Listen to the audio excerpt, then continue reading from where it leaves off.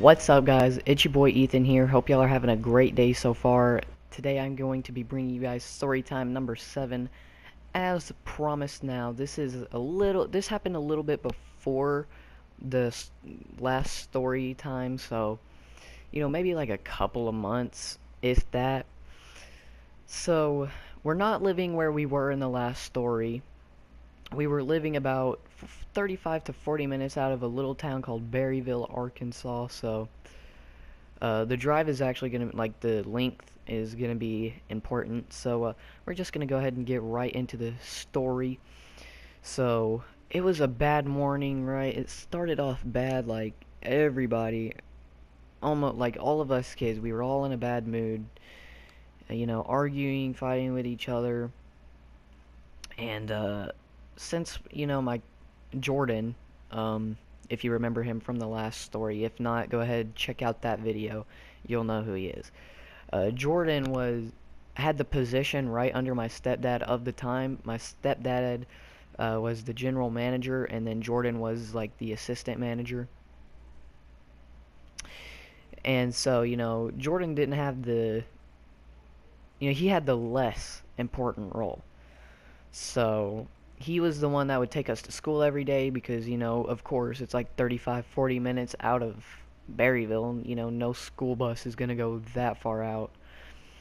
If it does, then you've got it lucky. But back when I was in first grade, they didn't do that. So anyway, we're in the car, and my brother Wake and Jordan, they were having this argument. Now, it started off mild, but it got heated very, very, very quickly.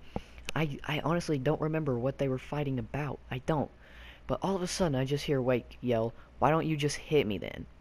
So Jordan, of course, he's driving, so he like takes one hand off of the wheels, still holding the wheel with one hand, looks right over at my brother, and then just, a little snap of the wrist on his cheek, like nothing bad, nothing, like his nose didn't bleed, there were no bruises, like he just looked at my brother and did like a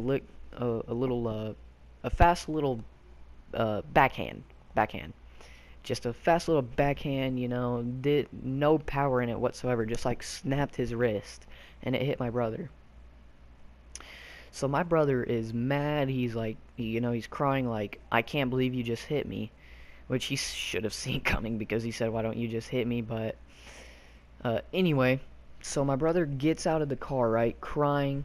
He starts walking away from the car. Now, Jordan's facial expression was like, is he really just gonna, like, walk?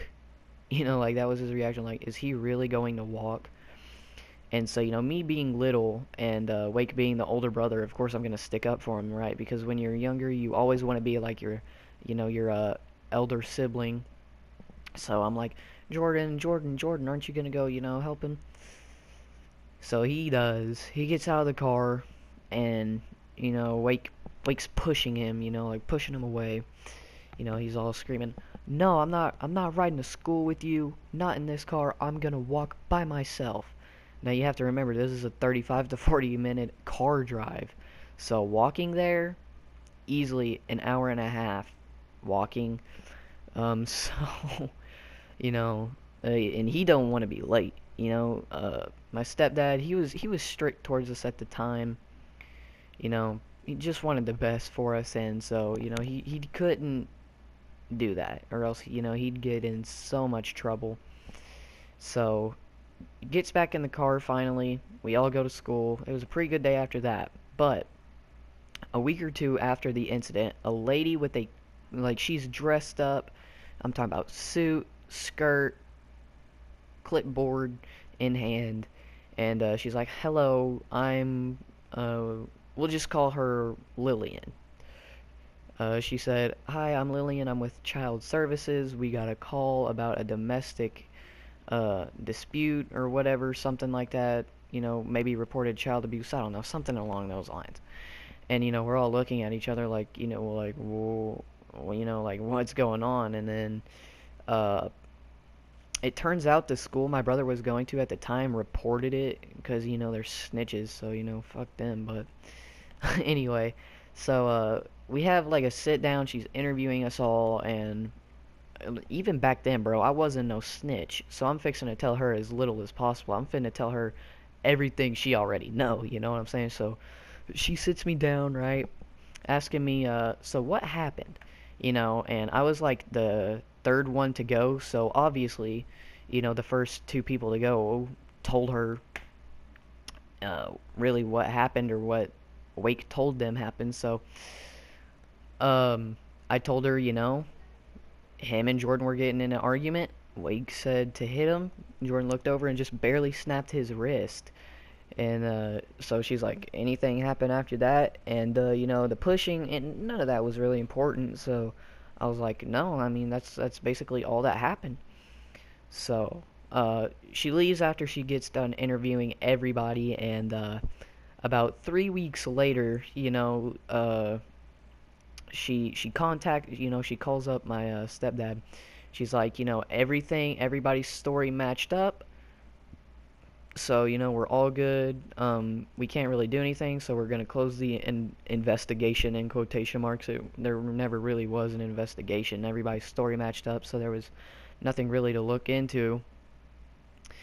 But I mean, yeah, just she called up, said they couldn't further in the investigation because everybody's stories matched up.